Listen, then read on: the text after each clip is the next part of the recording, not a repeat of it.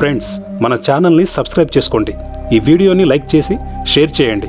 మీ support నాకు ఎప్పుడు ఉంటుందని ఆశిస్తున్నాను.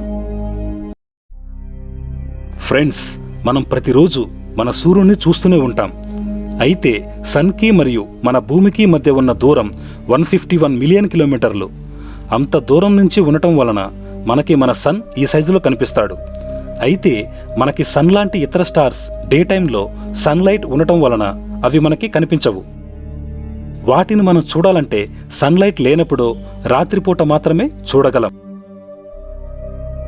కానీ అవి కొన్ని లైట్ ఇయర్స్ దూరంలో ఉండటం వలన చాలా చిన్న సైజులో మాత్రమే వాటిని మనం చూడగలం. ఇప్పుడు అసలు విషయానికి వస్తే, రాత్రి మనకి కనిపించే స్టార్స్ గనక మన సన్ ప్లేస్లో రీప్లేస్ చేసి చూసినట్లయితే అవి చూడ్డానికి ఎలా కనిపిస్తాయి, ఎంత సైజులో కనిపిస్తాయి అనే సందేహం మనలో చాలామందికి ఉంటుంది.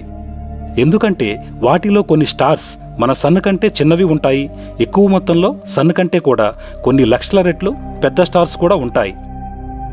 సన్ కంటే చిన్నవి లేదా సన్ కంటే కొంచెం పెద్దవి మన భూమి మీద నుంచి చూడ్డానికి బాగుంటాయి.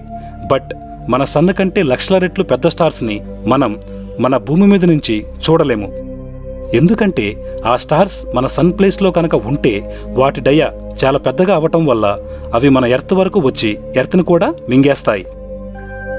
సో ఈ పెద్ద స్టార్స్ని చూడ్డానికి మనం నివసించడానికి అనువుగా ఉంటుంది అని అనుకునే శాటర్న్ మూన్ అయినటువంటి టైటాన్ నుంచి చూసే ప్రయత్నం చేద్దాం. ఇక లేట్ చేయకుండా మనకు తెలిసిన కొన్ని స్టార్స్ సన్ సైజ్తో కంపేర్ చేస్తే మనకు అవి ఏ సైజులో కనిపిస్తాయో చూసేద్దాం.